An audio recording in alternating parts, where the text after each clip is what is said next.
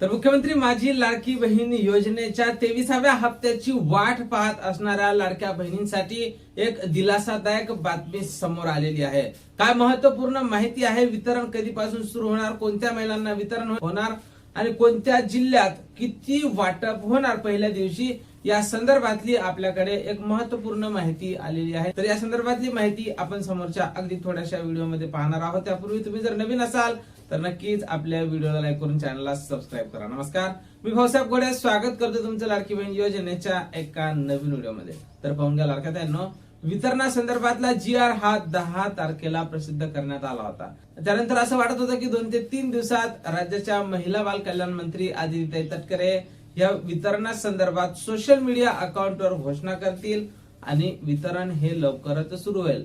ज्याप्रमाणे मागे सांगण्यात आलं होतं की 12 ते 15 तारखेच्या दरम्यान वितरण कंप्लीट होणार आहे, पण आज 14 तारीख आहे, वितरण अजून सुरू झालेलं नाही आणि आज रविवार असल्या कारणाने वितरण सुरू सुद्धा होणार नाही हे आता आपल्याला माहितच आहे। पण वितरण नेमकं कधी होईल, तर लाडक्या ताईंनो, माझ्या मते वितरणासंदर्भात उद्या सोमवारला राज्याच्या महिला बाल कल्याण मंत्री आदिती तटकरे ह्या आपल्या सोशल मीडिया अकाउंटवर घोषणा करतील आणि मंगळवारपासून किंवा बुधवारपासून या 2 ते 3 दिवसात तुम्हाला वितरणासंदर्भात खुशखबर ही पाहायला मिळणार आहे आणि लवकरच या हप्त्याचं वितरण पात्र महिलांच्या खात्यावर होईल।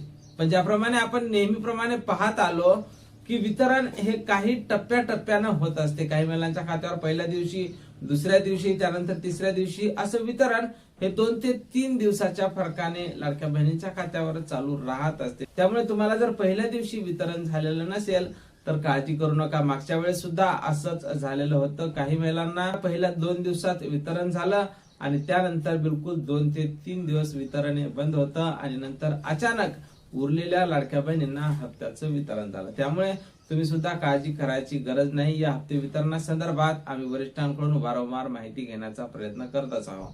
तर या हप्त्यासाठी आता कोण महिला पात्र असतील, तर ज्या महिलांना मुख्यमंत्री माझी लाडकी बहीण योजनेचा मार्च आणि एप्रिलचा हप्ता मिळाला होता, अशा सर्वच महिला समोरच्या हप्त्यासाठी आता पात्र असणार आहे। त्यानंतर ज्या महिलांनी KYC दुरुस्ती केली असेल अशा महिला सुद्धा समोरच्या हप्त्यासाठी नक्कीच पात्र असणार आहे।